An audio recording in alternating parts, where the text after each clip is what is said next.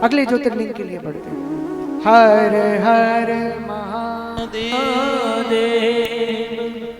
घोषमेश्वर शिवलिंग कैसे बना? एक बार की बात है, सुधर्मा नाम का एक ब्राह्मण अपनी सुदेहा नाम की पत्नी के साथ में निवास करता था, प्रेम पूर्वक रहता था। परिवार में कोई समस्या नहीं थी, क्योंकि वह शिव भक्त भी था, नित्य शिव जी की अर्चना वंदना करता था नियम से, सब अच्छा हो रहा था। अच्छा, ये ज्योतिर्लिंग कहाँ है ये सुनिए। एक क्रम से बताया है कि राजस्थान के शिवर ग्राम में आपको ये ज्योतिर्लिंग प्राप्त होगा। कुछ लोगों का मानना है महाराष्ट्र में जो घृष्णेश्वर है वे ही घुश्मेश्वर हैं, तो ये मतांतर से दो जगह पर विराजमान है। इस बात से मैंने सोचा आप लोगों को ये भी पता करा ही दिया जाए कि कभी एकदम से आपकी किसी से लगन लगे, अरे हम तो अभी जाएंगे दर्शन करने सावन में, तो आप लोग कहीं पूछते नहीं फिरोगे, आपको पहले से ही पता है कहाँ जाना है, कौन सा शिवलिंग दर्शन करना है, कर सकोगे। तो देखिए, इसके बाद फिर सुदेहा नाम की पत्नी से कोई पुत्र नहीं हो रहा था, जिससे बहुत सी दासियां बहुत सी उसके आसपास रहने वाली जो पड़ोसिन थी उसकी, वो उसको कोसती थी, ताना देती थी, कहा तू अपवित्र है, तू अशुद्ध है, इसलिए तेरे हाथ लगने के बाद तो हम जल भी ना पिए, इतना उसको कोसती थी। एक दिन ये सब उसने अपने पति को जाकर सुनाया। पति तो शिव भक्त था, उसने कहा देखो देवी, जो होना होता है होने वाला होता है, भोलेनाथ जिसको जैसा जीवन देते हैं वो वैसा जीवन जीता है, अब बस जीवन हमने तो उन्हीं को छोड़ रखा है, वो जैसा अच्छा समझेंगे वैसा ही होगा। अब सौंप दिया सब भार तुम्हारे, चरणों में है जीत तुम्हारे हाथों में, अरुहार तुम्हारे हाथों में। लेकिन सुदेहा ने कहा कि देखिए पतिदेव, आप चाहे कुछ कहो, आपको नहीं सुनना, मुझे सुनना है, मुझे तो अच्छा नहीं लगता, मैं चाहती हूँ आप मेरी बहन घुष्मा से विवाह कर लो, उससे पुत्र को प्रकट करो। तब ब्राह्मण देवता ने कहा देखो देवी, अभी तो तुम विवाह करा रही हो, बाद में तुम्ही को दुख होगा। हाँ, उसने कहा अरे नहीं नहीं, मेरी बहन मैं क्यों दुख करूंगी, आप तो विवाह करो, बस विवाह करिए। जबरदस्ती उसने अपनी बहन का ही विवाह अपने पतिदेव से करा दिया है, जिसके बाद उसको एक नियम बताया कि रोजाना 101 पार्थिव शिवलिंग की तुमको पूजन करनी है, निर्माण करना है, और एक तट पर एक नदी बताई जिस पर उसको प्रसारित करना है, विसर्जन करना है। उसने नियम बनाया।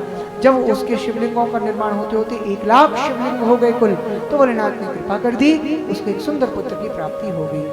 और जब से पुत्र हुआ, सुदेहा के मन में ईर्ष्या हो गई, डाह हो गई, इसके पुत्र कैसे मेरे क्यों नहीं। और जब वो बड़ा हुआ, विवाह हुआ, अब तो उसकी एक और पत्नी घर में आ गई, तो और उसको डाह हो गई और जलने लगी। एक रात में इतनी जलन हुई, अपने स्वयं उसने अपने हाथ में शस्त्र लेकर, कटार हाथ में लेकर के, और अपने बहन की जो पुत्र हुआ था उसी पुत्र को उसने करके उसके शरीर के जो अंग थे वो जिस नदी में वो अपने शिवलिंग को प्रसार करती थी, बहाती थी, उसी तट पर उसने उसको बहा दिया।